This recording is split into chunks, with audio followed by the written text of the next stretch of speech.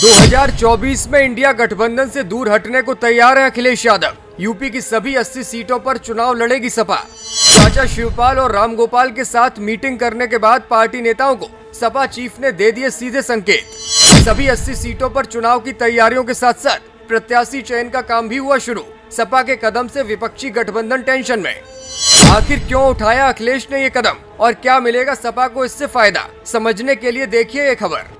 Sapa chief Akhilesh Yadav अब पूरी तरह से चुनावी मोड में आ चुके हैं। 2024 के चुनावों में बढ़त बनाने के लिए अखिलेश अब दूसरे विपक्षी दलों के हिसाब से अपनी रणनीति बनाने को तैयार नहीं है। उन्होंने साफ कर दिया है कि यूपी में समाजवादी पार्टी अपनी खुद की रणनीति के आधार पर ही चुनाव लड़ेगी और अगर कांग्रेस जैसे सहयोगी दलों को सपा की शर्तों पर गठबंधन करना है तो आगे आकर खुद बात करनी होगी। सपा मुख्यालय पर पार्टी महासचिव शिवपाल सिंह यादव और रामगोपाल यादव की मौजूदगी में अखिलेश यादव ने पार्टी नेताओं के साथ अहम मंत्रणा की और कई साफ संदेश दिए।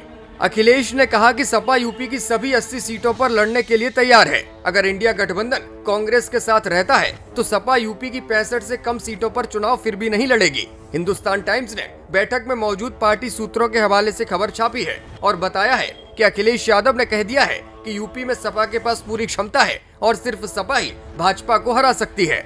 उनका कहना है कि अगर चुनावों में बेईमानी ना हुई होती तो सपा 2022 के विधानसभा चुनावों में सरकार बनाने में सफल हो चुकी थी। ऐसे में पार्टी अब पूरी तरह से लोकसभा चुनावों पर नजर बनाए हुई है और लोकसभा चुनावों में किसी भी तरह की बेईमानी न हो पाए इसके लिए भी कार्यकर्ताओं को सतर्क किया जा रहा है।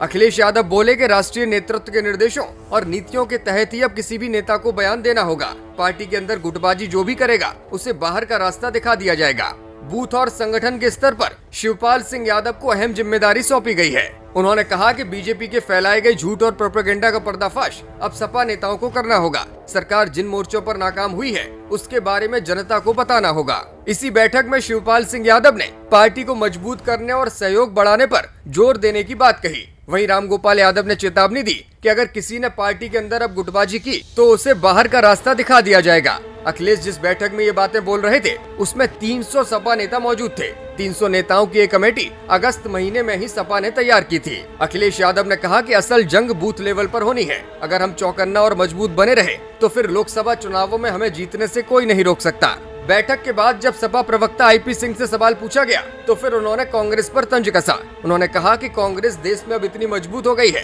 कि उसे विधानसभा चुनावों के नतीजे की तारीख यानी कि 3 दिसंबर के बाद इंडिया गठबंधन या सहयोगी दलों की जरूरत ही नहीं है। उन्होंने कहा कि ये वही कांग्रेस है जो दिसंबर 2018 में 3 राज्यों में जीतने के बाद इन्हीं राज्यों में 65 लोकसभा सीटों में से 62 सीटें हार गई थी। इसलिए कांग्रेस को सहयोगी दलों की अहमियत को समझना चाहिए। ब्यूरो रिपोर्ट, मीडिया हलचल।